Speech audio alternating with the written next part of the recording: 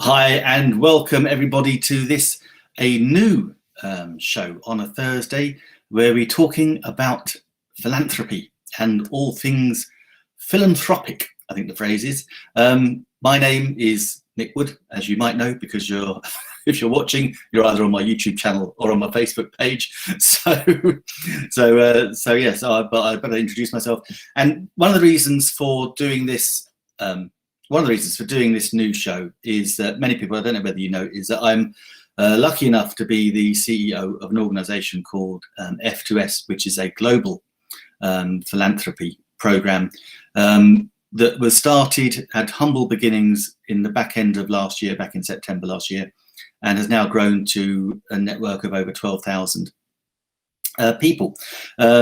All across the world. I think we've got people in about 100 countries at the last count. So we've become a little bit of a global movement, and it's because we have these philanthropic ideas and these ideals that we want to get across. So if you're watching, do please let us know where you're watching from, because we're potentially out to everybody and certainly available to everybody. And what will happen in this show is we're basically talking about philanthropy, what it is. It's different from charities, and we can have a look at why people choose to be philanthropists and how you can become a philanthropist. A lot of people might shy away from actually doing something because they might not be in the position to do it, when actually it's probably an awful lot easier than you think. And I remember someone saying to me years and years ago, about charitable giving, was that they said, Nick, if you don't give your time and money to charity now when you don't have lots of time and lots of money, you won't do it when you do. It's a habit that is worth cultivating, not only because it actually makes you feel good, but doing good things is what we are here on earth to do. I believe we're all one of the key things we are here to do is to grow in ourselves and experience, and to grow and serve others, our fellow man stroke woman. So if you've got a view on that, let us know as well. And if you have any philanthropy questions, hi Chris, thank you very much for watching. If you have any questions about philanthropy, obviously just let me know in the comments and we shall answer the questions. I'm saying we. There's only one person on screen at the moment, but I'm very lucky. I'm joined by my very good friend and business partner in multiple ways. I'm joined by Lucy Gilchrist today. So I'm going to bring Lucy on screen now. Hello, Lucy. Lovely to see you. Oh, Nick, lovely to see you. And the sun is shining. It is. So it must be God is smiling upon us. So that's it. We got the sunshine. And for people that don't know, Lucy is also part of F2S, and Lucy does our training and education. And one of the great presentations you did, Lucy, and many people laud you for it, which is a marvelous presentation on philanthropy and the like. So do you want to tell us a little bit about what your perception of philanthropy is? How would you see it potentially? Absolutely, and I think this is a key question, isn't it? Because when we talk about philanthropists, we often think about the mega wealthy, the Warren Buffetts of this world, the Oprah Winfreys, all a bit contentious at the moment in the English news.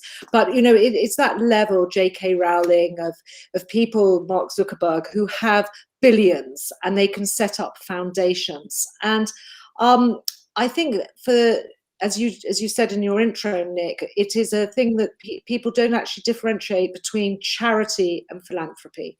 So just to answer your question, my understanding, the difference is philanthropy is long-term. It is something that is set up by individuals or communities or groups of people who have a passion to help in the long term. And that is as averse to charity, which is often a very emotional call out for help. So it could be a charitable cause, it could be a disaster, a global disaster. We've all been, exposed to this when there is an earthquake, a tsunami, something very hideous. There is a call out for charity to raise funds short term, and it's usually charity is given in terms of a money donation. It can be done in time, you know, and helping out, but the charities that now philanthropic causes, as I say, tend to be longer term, and they want to make a change.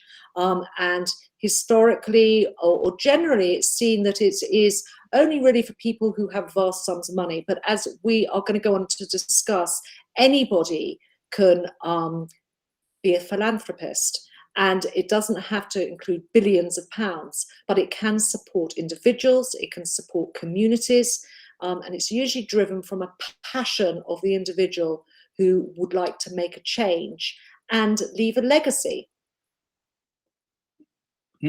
I love that. And that's the thing. And look, we've got Chris watching from Belgium, and I know Chris very well. She's a brilliant live streamer, and she's a little philanthropist. I give time for years in education projects and time and a bit of money for her passion of stray cats and art. And I've got to say, yes, congratulations, Chris, because I believe you got one of your cat pictures that you were after the other day. So that was really, really cool. And that's the thing, is it doesn't have to be great, grandiose gestures. It's the little things, but consistent little things that really make a difference. And I think there's an unseen benefit to philanthropy that people don't realize, is that when you're giving your time and your money, no matter how small, again, it's like you become part of a bigger parcel. You get to meet people, you get to network with people, and there is a universal way that we are given back to, I think. So, you know, it's a case of the more you can give out, the more that comes back. So, and that's something I've experienced. I don't know about you, Lucy. Absolutely. And I think, you know, for anybody who is a fan of Tony Robbins, will be familiar with, you know, his 6 human elements, and contribution is number 6. And contribution is about this giving back. And we all have a balance of security, certainty, you know, but contribution is the one which is different in different cultures, which I find very interesting.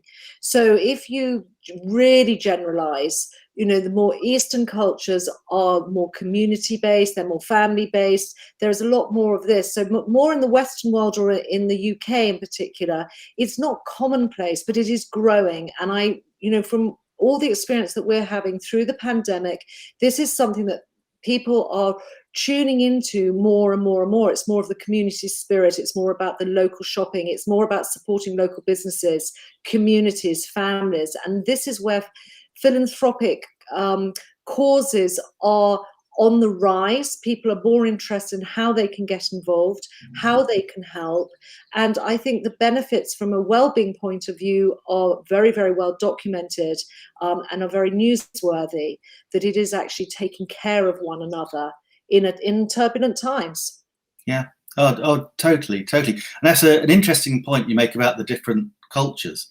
And I think from my point of view, when we were growing up, and I, you know, in the 70s, 80s, I know you were probably a bit later than that, Lucy, but certainly when I was growing up, I get the feeling that it was, particularly in the 80s, it was all a case of the old Wall Street, greed is good, everyone was out for their own benefit. And I think in the UK, I think it certainly saw, I mean, what the staple of the UK from a philanthropic organization would probably be in the church, both, you know, the Christian churches. And I think they saw a decline in their membership's not the right word, is it, Lucy? You probably know much. No. Congregations, maybe. Congregations, in their congregations, exactly. I knew you'd have a better word than that. They saw a decline, and that's the thing, because, you know, the churches were the ones where traditionally you would give your money to the collection, and the church would look after the flock. And, you know, particularly I remember as a child, again, didn't have to be physical money, because I remember the harvest festival times, and, you know, we'd go to church with with a loaf of bread or something that someone could eat, and then that would be distributed around all the care homes and the elderly homes in our local village. Yeah. And so it just doesn't have to be. So that kind of reduced with the numbers of the congregation. Mm. But then I think you're right. It's taken something like the pandemic for people to actually sit up and notice and think, do you know what? No, we have a community, and it's good to actually just look after your neighbour and just see they're okay. And is there anything else we can do? You have we were chatting the other day, and you have a great philanthropy cause that you were telling me about that you want to explore and contribute to. So can you tell us a little bit about that and the reasons behind it? Yeah, absolutely. And it's been a shift in my mindset, actually, Nick, from thinking about this as a charity and in setting this up. And we're at the early stages of it, but taking it away from thinking of setting a charity up to a philanthropic cause. And this is a personal cause for myself. And the reason why this has been born really and is really gaining momentum is that one of my sons has suffered from an early age with a chronic ailment, which is a back condition. So this isn't something that's going to go away, and it's not something that is going to be cured. So it is a lifelong condition that he has got, and it's not. Whilst it's not common for youngsters to have it, it's not unusual. But the challenges is the diagnosis, and it's also the challenges in that very vulnerable age group of going through adolescence, of not being completely wheelchair bound, but it is having an affliction that is a chronic condition, and learning to one, the length of time it takes to diagnose it, secondly, how to live with it from a pain relief, and thirdly, at a stage in life and from early teens, what it does to one's life in terms of not being able to live a normal life. So his condition is something called Sherman's disease, which is the malformation of the back, and it causes all sorts of problems. And what it can do is can be very, very alienating for these youngsters, because I think the average time to actually get a diagnosis is 8.5 years. And we came in just underneath that. My son Seb had these symptoms aged 11, and it wasn't actually officially diagnosed until he was past 17. So it's a very worrying time, and it's also a very difficult time, and it's an expensive time in terms of rehab and the equipment that's needed. Now, interestingly, Australia seems to be leading the path in terms of a treatment from it, and there are specialists who would train out there, and we're very fortunate to have found someone literally in the next door village who is a physiotherapist, has trained under this individual in Australia. But her rehab center is full of all this specialist equipment. It is different pressures, it's different heats, it's different exercises that can help in this particular condition. So what we're going to do is, what our objective is to set up a foundation to support youngsters who are going through similar experiences of being diagnosed, of having information hubs, because there's very, very little information for people at this age and in general for this condition. So what we've done is we're going to set this up, and we are raising funds to get equipment, so youngsters will have a place to come and congregate, to be able to use the equipment free of charge. We'll have an information hub online where they can connect with other people of their own age, share experiences, plus their families, their carers, and we're reaching out to specialists who will be able to do that. So that is really exciting. So as opposed to a charity, this really is something that we see developing over time, expanding and growing, which is obviously a cause very close to my heart. And in doing that, will give my son and his peer group, who he's met through this condition, a really positive experience from what they've gone through. Wow. Yeah. I mean, I can't believe that it's taken 8 years, and that's it. That's the average to diagnose. That is the average. Yeah. That is quite amazing. Absolutely incredible. But what a great, and that's the thing. What a great cause that is, and one that we can support. And the lovely thing is I'll go back to being the CEO of the F2S Fund. Is there's ways, and that will resonate with people, Lucy. Seb isn't the only one, and there are going to be parents all over the world that relate to that. And so in order to fund all those things, it is brilliant to be able to have the F2S Fund, so that actually people can crowdfund it. So this is what we do, isn't it? This is where we build our network of equally like-minded supporters. So effectively, you can join Lucy, for example, and help with Lucy's fund, but then at the same time you're then helping with whatever it is you want as well. And I think that's the beauty of what we are doing.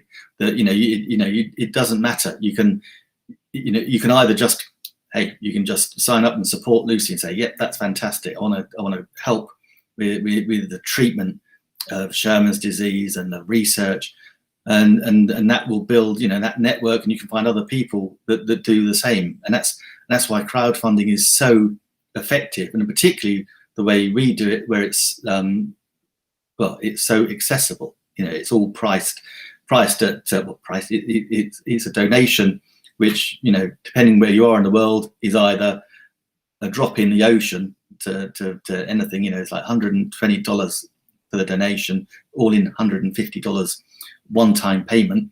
Then that's nothing. You could spend that on a decent night out, or even not so decent night out.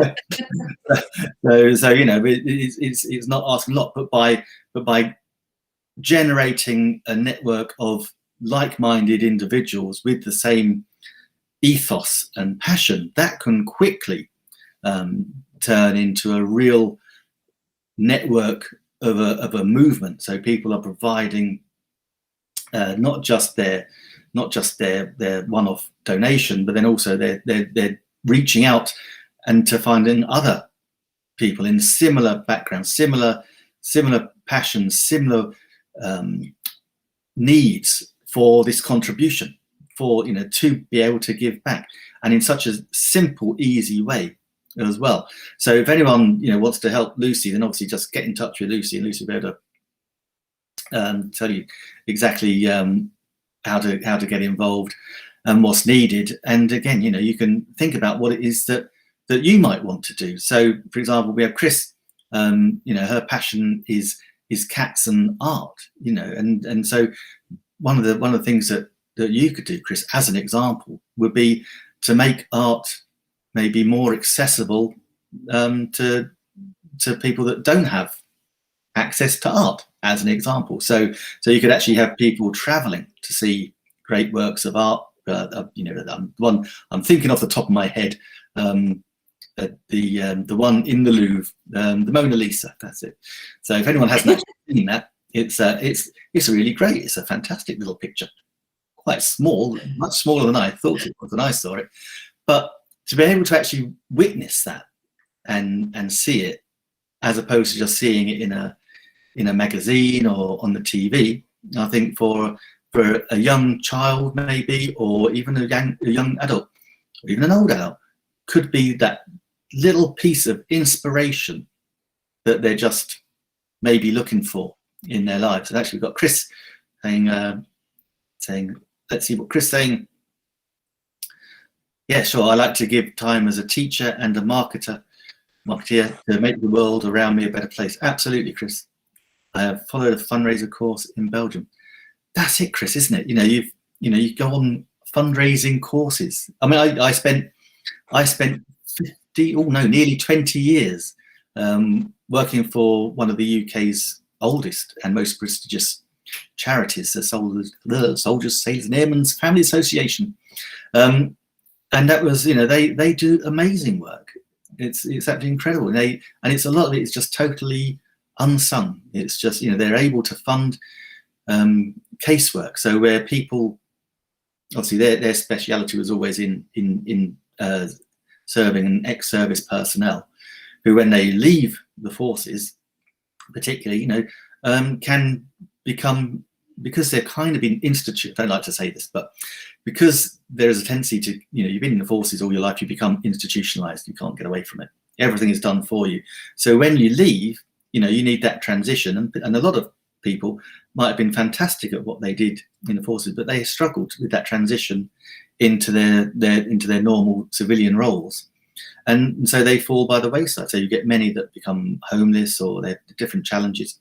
And so that was able to fund a team of caseworkers to go and help those which needed help. So they didn't need a whole busting lot of help, but they just needed an extra person to give them some help and advice, maybe show them how to claim some things, how to claim maybe a housing benefit or a disability benefit for many of them, and just being able to put them in touch with other people that were still like them. So they had a support network.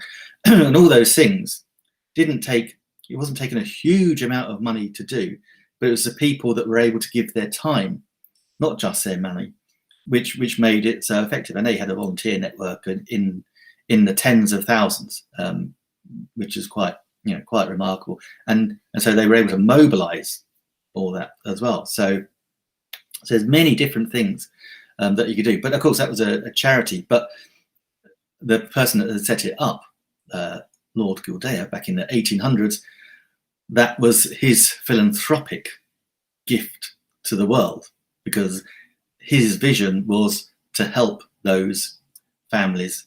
And so that's why he set up, part of that was why he set up the charity. So, Lucy, is there any other things that we covered, or you covered, should I say, in your brilliant presentation, where we talked about some crazy rich people who are philanthropists? Crazy rich people, yes, about the foundations and what they are doing. And it's an interesting, what is the motivation for people to get involved with philanthropy, and what is the driving force? We touched on it from a Tony Robbins perspective. It's all about contribution, but my belief is that it's larger than that. And it's our why, isn't it? It is our why. It is what is our purpose, and what is it that we want to give in life. And I think, as we've touched upon, the pandemic has made us all reassess to a certain extent how we spend our time, what we prioritize, and we've slowed down, haven't we? And whether that's a good or a bad thing, I think, is an individual. It's down to the individual of how it's done. But generally, we are feeling that, we are reassessing how we spend our time. What is our work-life balance? Do we need to travel as much? Are we saving the planet, or are we destroying it? What is our individual responsibility? And I think tied into that is, it's more reflective or self-reflective of what do I stand for and what do I want my legacy to be. And this really ties in beautifully to philanthropy and the F2S fund, because I think what the F2S fund actually offers individuals is an opportunity to think about what it is they would like to support, what it is they're passionate about, and how they can contribute, how they can give back.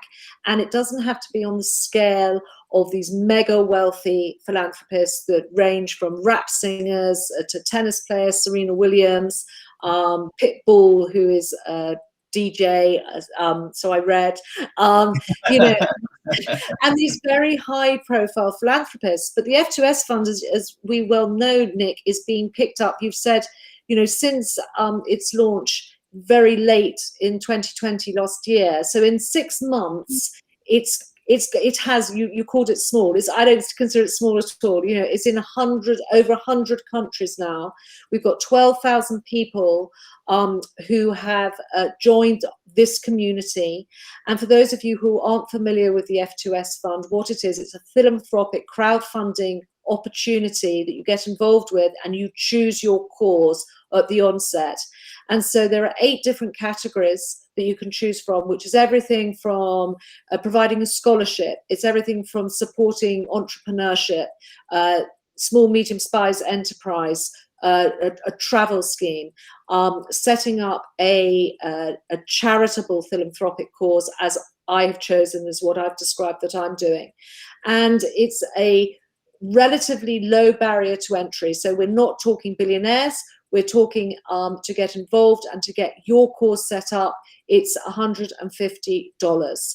And it's a crowdfunding system that you go through and you introduce other people. It's only 2 other people you introduce. So this, I really believe, is the timing is great. You know, this is what's needed. And I think really what has been demonstrated, Nick, is the take up of it. People are very, very excited about this. This fund is paying out, and we're already seeing our community making a huge difference through the good causes that they are doing. Oh, we absolutely are. That was great, Lucy. Yeah, because we are now over 12,000 members worldwide, and we are approaching having distributed to the members nearly $2 million to date. Yeah. I mean, we are just under. I think we're about $50,000 shy of that 2 million mark, which is absolutely amazing. And one of the things that someone emailed me or messaged me earlier on this week, and they were saying, "Oh, yeah, I'm a great supporter of the F2S fund, but you know, can you give us some sort of, you know, where has some of this money gone? Have you been able, you know, can we see where, you know, which charities it supports and everything?" And this is the thing about one of the unique things about the F2S fund is that it's member driven, and so the people that own a network are the people that we then send the funds to. So for example, for Lucy, Lucy, as she goes up and her network grows, Lucy then gets more funds sent to her. So then Lucy is able to use those funds for her philanthropic cause. Now, you know, we are great believers in the fact that, you know, human beings work best when they're just allowed to go do their own thing. You know, we don't, you know, we try not to shackle, we just provide the guidance. But one of the things that we do is that once we go through, once someone has received over $10,000 in funds, then yes, we have them, we have them then to come on and have an interview with us, and it could well be an interview with myself or with Lucy potentially, and then they can tell us. So the member then can tell us exactly what they've done with the funds, how it's helped, and also all these different ways. And so we set that like 10,000 barrier because, as you can imagine, we are sending out a lot of money a lot of the times, and of course we're quite small. Over time, I think we will have more, maybe more, compliance isn't the right word, but more auditable oversight. But for that initial part, it's a 10,000, and several members are very, very nearly at that point. So we'll be seeing a lot coming forward. We're going to be seeing a lot in 2021. A lot of members being able to tell their stories and telling people what they've done with their donations. And in fact, you know, we've had people already that have been able to share with us. We have a training calls and a CEO calls on Zoom, which, you know, oftentimes are, you know, 200 plus people. And a couple of months ago, we had our lovely friend Zaman, who was talking about he had spent $5,000 on providing relief for his hometown in Bangladesh, providing blankets and clothing and tents.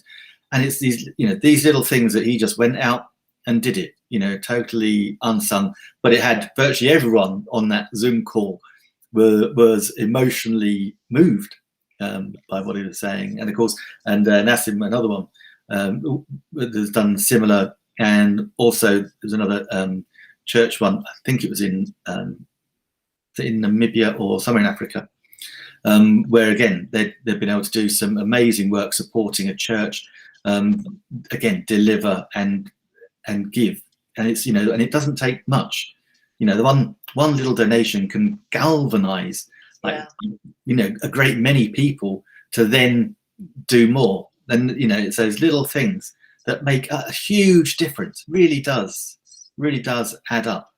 And from my point of view, you know, I wanted, one of the things I'm passionate about is education and people following dreams. In fact, Lucy, indulge me. I'm going to show you my vision if I'm going to share a screen, because I think everyone should actually think about this. I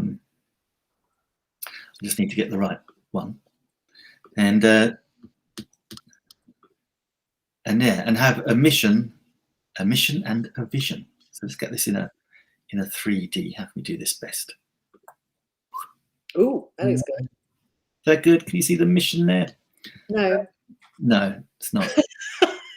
No. Let's do another one, Lucy. Actually, let me pick the right screen. The right tile. Yeah, you'd think I'd never done this sort of thing before. Right, let's try this one. Show that one in screen instead. In fact, if I take myself off, then I can just.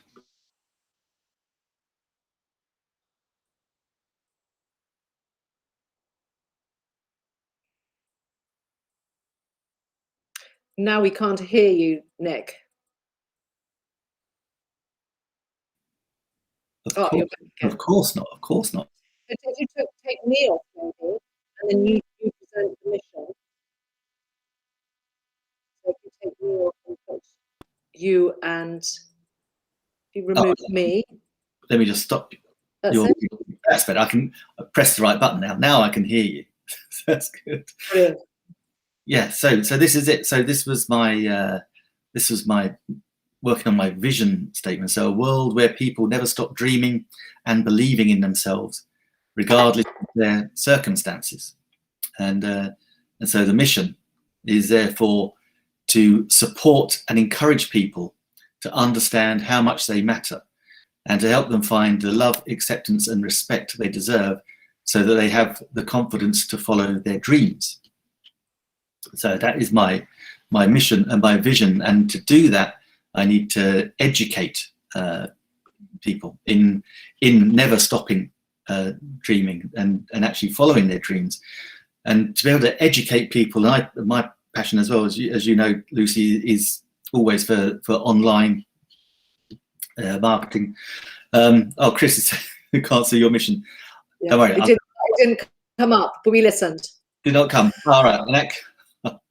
I shall drop it in the comments later. In that case, but yeah. So in order to fulfil on that vision and that mission, then obviously I want to educate people. So for my you know, as you know, I my YouTube channels and my marketing, I target men over 45, so they can do it. But actually, it can be anything. So from my F2S network growing by philanthropy part for that is I want to be able to provide the education for people in less well-off countries. So for us, for example, we can have a great digital education which costs us $97 a month.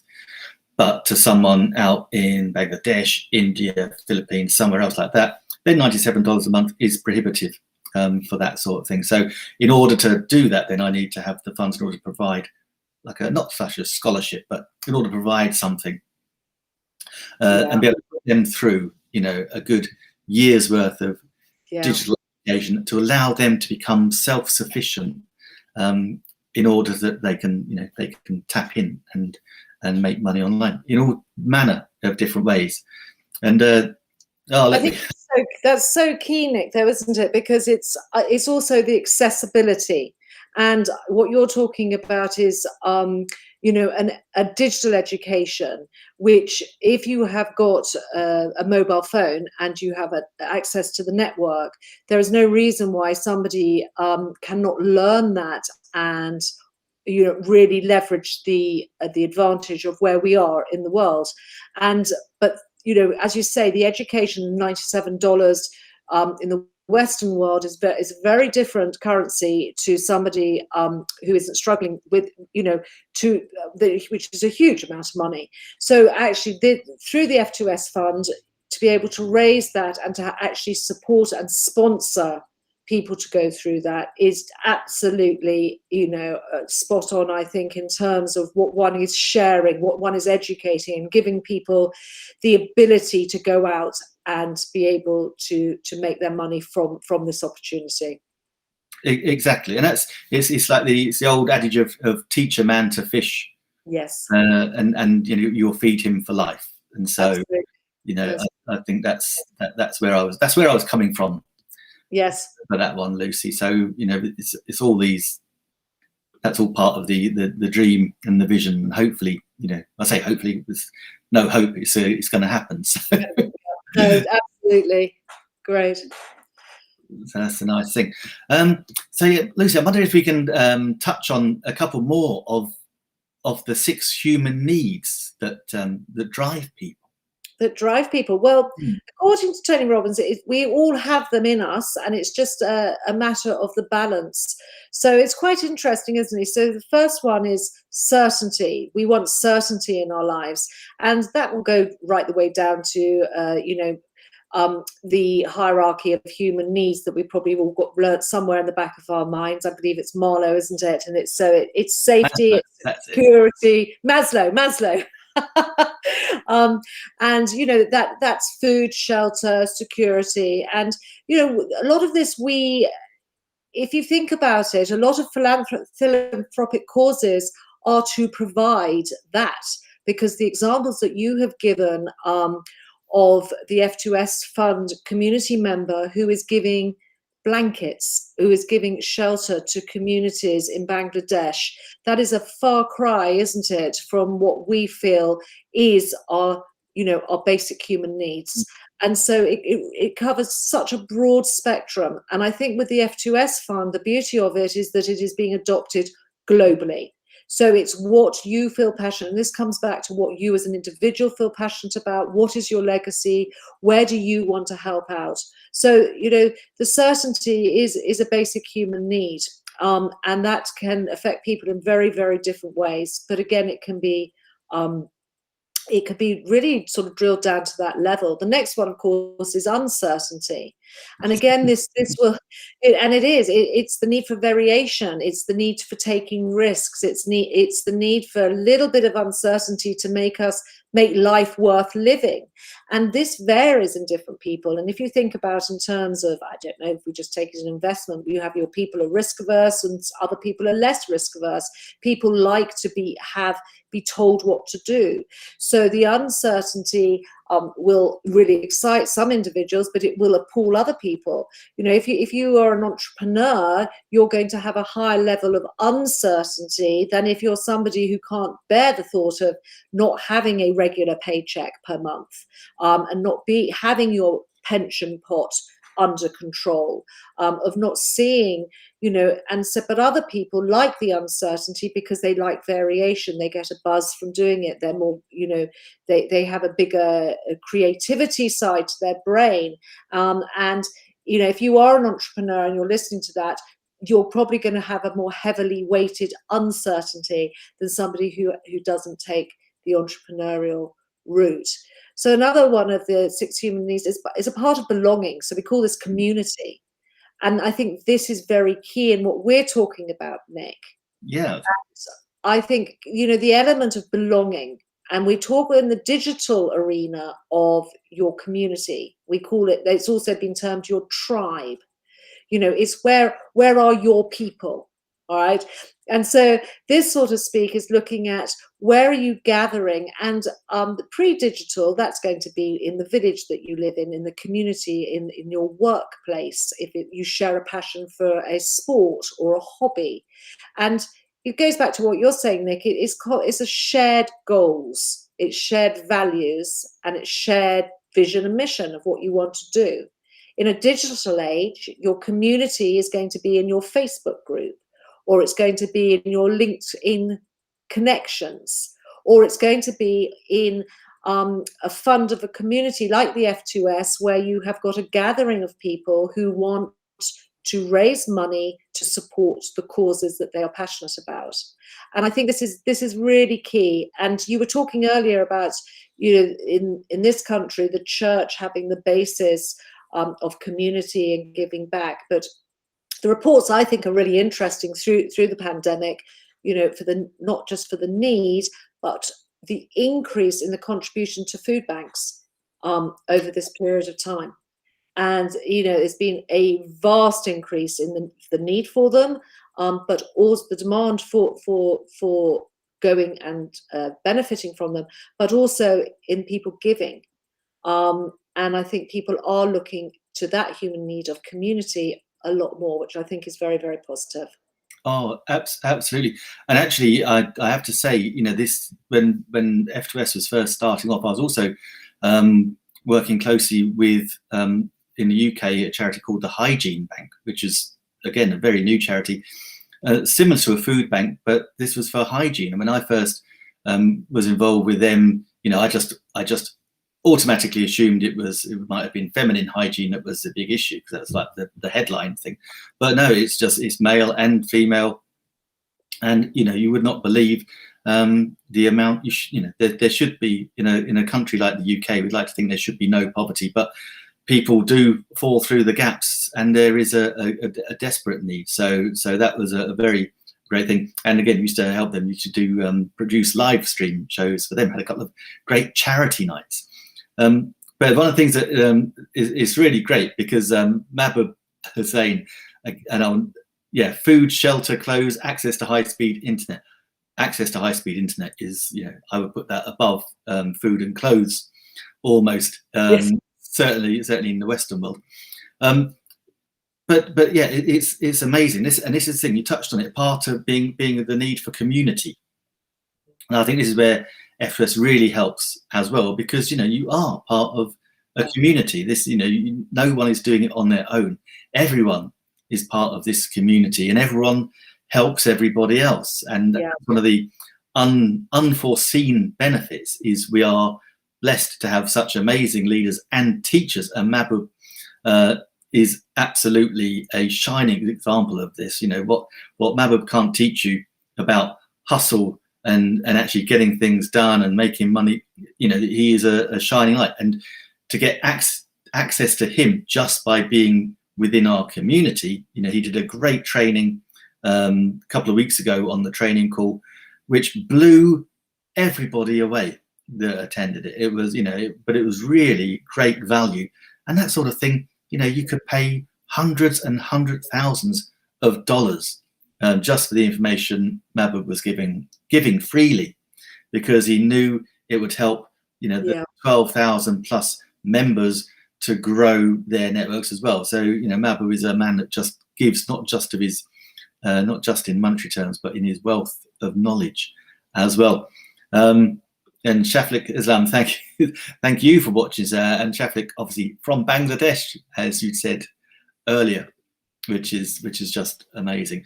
But it's that's what we're saying. So it's really easy for people. I know we've got people watching that are already in the F2S fund, but if you're not, it is so simple to come and join us and be part of what I call this global movement. It is just literally $150.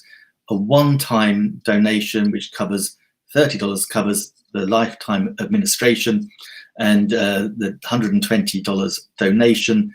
Our USP is that we bring it all around in Bitcoin. So if you're interested in Bitcoin, it's an amazing gateway into what can be done with cryptocurrencies. And we're growing those as well. It won't be long now, Lucy, before we will be having multiple cryptocurrencies that people can invest with, and the fund, people grow the fund, buy the network, and then we can distribute as well, so people can access that and it's just like a gateway into crypto, if that's what you're after as well. And one of the unique selling points, and I know Mabba was said this, is like, yeah, where to get free crypto is a great call, particularly when it was up at the $60,000. But this is the thing. I had a conversation with someone the other day. They said, "Oh, I pity anyone that was had crypto because it's just tanked." Well, yeah, Bitcoin's dropped to about 40,000. I think it was earlier on this morning. But that's it. It was on a bull run. It contracts. The next bull run, people are predicting it will go up to $100,000, and over time even further. So now would be an absolutely brilliant time to get yourself into the Bitcoin and crypto family, because it's predicted, the Bitcoin is predicted to hit $1 million, and I wouldn't bet against it, I have to say. So this is an ideal opportunity, and so I wanted to focus today.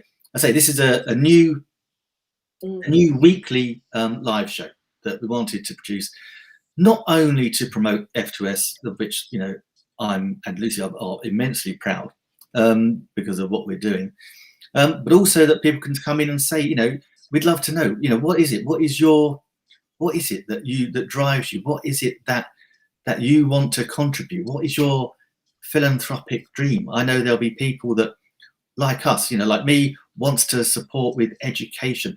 Like Lucy wants to support with a very not unknown, but a more little known, but a real need that is not being met with the Sherman's disease. I mean, I still can't get over the fact that on average it takes 8 years to diagnose, let alone, being able to manage and cure. So those things that, what drives us, what drives you? What is it that is driving you? If you're a member already, what is it? What drives you? What is your goal? Let us know. We'd love to know. Yeah. And if you want to come on in future shows and talk about it and tell us, then again, let me know, let Lucy know. Wazza, email to, I don't want to overload to support, but send an email to support, and we can get that sorted. Or of course, drop a little note in the comments, and we will make sure that happens, because we want to know. I want to know exactly, what it is that drives you, what it is that you're actually doing. So the easiest way. So obviously, because Lucy is here today, and Lucy was talking about Sherman's disease and what she wants to do with that. So if you're watching and you're not a member yet of the F2S fund, and you're looking to join a crowdfunding opportunity, looking to potentially, get into a little gateway to Bitcoin, but also to join Lucy in her cause, then obviously, again, contact Lucy. Lucy, do you want me to say your email address? Or yeah, absolutely. Do drop me a line at lucy@lucygilchrist.com, and I think we can type that into the comments. You keep talking. Yes. And I just to reiterate, the opportunity we have here is bringing everything together in a point of history where we're leaning on the traditional elements of philanthropic and supporting in community, but we're really bridging the gap and using the digital age in order to crowdfund globally. And I mean, this is a really, really exciting opportunity, and this is growing very quickly. And the fact that we're actually, trading in Bitcoin and cryptocurrency, and as Nick says, it's not just Bitcoin, it is expanding out. You are going to take advantage of this and use it for your purpose, for your passion, for your cause. And I think this is very, very exciting. And this goes back to when we started. Philanthropy isn't just for billionaires. It's not just for the mega wealthy. Everybody has an opportunity. And through the F2S fund, you have an opportunity right now today to get involved. And I'm very excited about it, Nick. I'm very, very proud to be part of it. And thank you for having me on today, and just look forward to it growing. Oh, absolutely. And it will. Oh, and we have, oh gosh, we've got some lovely people watching. Marjorie, watching from hi, Marjorie. City Bohol in the Philippines. Yeah, we love the Philippines. One day I'm going to get myself over there. Baguio City. Phyllis, thank you. Oh, thank you. No problem. And this is the thing. This is where, this is again, like for me, this is an absolute privilege to be able to lead this organisation, and a privilege to be able to produce this live stream. And one of the things that some of our members might not realise is one of my great passions is live streaming. But again, a little like the education, using these third-party platforms, it makes it less accessible for third world countries. However, myself and a few of my live stream colleagues, we have been looking at some free versions, free software that is totally accessible. You can be able to use it on your telephone, your mobile device, and it is, it's amazing. So using OBS, Ninja, and a couple of other little devices. So, and that allows you guys, that is free software. So that allows you to produce these like third-party live stream productions, and able to have lots of people on your screen. Like I've got Lucy on, but we could have many more people. And that is another great way to build up your network and get your message out. So that was another passion, and that's why some people are saying, why is the CEO constantly live streaming? It's because I want to find ways to make it free and accessible for everybody. So that's really cool. Mab, oh look, yeah, you got your fan club, Lucy. Oh, thank you. you are the best. And we've got North and Chris. Oh, thank you, Chris. You've stayed with us all through the show. Stray Cats, yes. Chris, I need to introduce you to my sister. You are kindred spirits, not crazy cat ladies. Kindred spirits. I'm helping shelters, art, life, social, education. Exactly. I love that, Chris. You are amazing. And Sam, love it, Sam. Thank you so much. Another great one from the Philippines. And again, listen, guys, let us know. We've got about 5 minutes till I'm going to close the show, but let us know what it is that's driving you. What's your passion? Drop it in the comments, and we'll pop them up. Thanks. Thank you, Ethan. I salute you. And this is the thing. It's like I salute our members, because without our members, this wouldn't be happening. We would not be changing the amount of lives that we've changed already, and that we will change in the future. And of course, I'd be remiss of me not to just mention two things before we do close. And that is, I know for the guys that are watching that are already members, I know the website, fingers crossed, tomorrow, that we've been promising it. I promise you, it is so much better. You're going to love it. And also, of course, do not forget, if you're available and around on Monday, the 31st of May, you can get even more of me. If you're not sick of me already, there's even more of me. It's the monthly CEO call on Zoom. That's 4 o'clock in the UK. You've been getting little reminders in the group and on the Facebook page. Been doing some countdowns. So we'll be talking about all the different updates, what we've got planned for the future, what we've been doing, structuring wise, and making sure we're good for the next level of growth. So getting all our little ducks in a row, making sure we've got everything that we need in order to grow safely, and make it easy for everybody to be able to join us. And that's the most important thing, making it easy. And this is one of the things that we love about the network. For example, we can change, and Mahbub again was a great exponent of this. Was that we were trying to do KYC, know your face. Know your customer, sorry. I was just thinking, and KYC, that didn't make KYC at all, did it? So KYC, know your customer. So that was facial recognition, and it was blocking people. And this is a marketer, I should have realised this way sooner. But obviously it was a block to entry, it's a barrier to entry, which we do not want, because actually it's more important to have it on exit, so we can, when we're paying out, so we know we're paying the right people. So that was really important. It was Mabuk that said in one of the meetings, please can you look at that and change it? And we looked and we changed it about 4 or 5 days later. So the way we did it. So that's another great reason for being in on that CEO call as well. Because if you've got any ideas as well, you can say we are what we like to pride ourselves on is being really open and accessible so that people can join us, ask us questions, ask all sorts. So we make ourselves available. If we don't know the answer, if I don't know the answer, I'll go find out what the answer might be.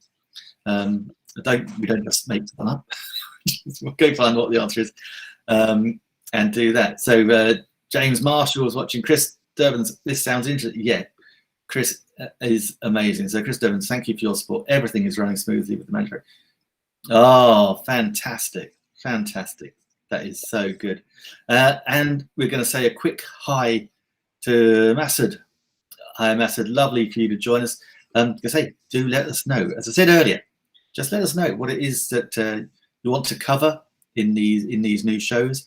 If you want to be on these new shows, I'm definitely going to be asking Mabub if he has time. It might be a little bit early for you there, Mabub. I'm so glad that you're watching, but I'm not sure because you're down in Texas, so I'm not sure what the time difference is in Texas. But intelligent, energetic, transparent. I try to be. I'm not so sure about the energetic at times. So sometimes that energy might be missing, but certainly not when we're on a call or on a live stream. So listen, guys, thank you so much for joining us on this inaugural program. Most importantly, thank you, Lucy, for being the first guest. As I said before, you will be welcome anytime, and if you want to co-host sometimes, you're more than welcome to do that, Lucy, because what is absolutely priceless and certainly worth knowing. Cool, Mabub, it's 8 a.m. here. So, if it's 8 a.m. there, Mabub, that's okay. You're an early riser because you are Mr. Hustle Muscle. So I know that you would be a phenomenal guest. And Sam, our Philippine contingent is watching now. I have no greater love than the people in the Philippines. You guys absolutely are amazing. And I will go on record here as another one to say thank you again to Bev, who created that amazing birthday video treat for me. Absolutely blew me away. Everyone that was on it. It takes a lot to move me to tears, but that managed it. Francis, thank you. Great. Thank you. Perfectly timed on session. Exactly, Francis. Couldn't have put it better myself. Anyway, that is an hour of our time. We will see you again, the same time, same place next Thursday. But of course, as I said, do not forget we have the CEO meeting on Monday at 4 p.m.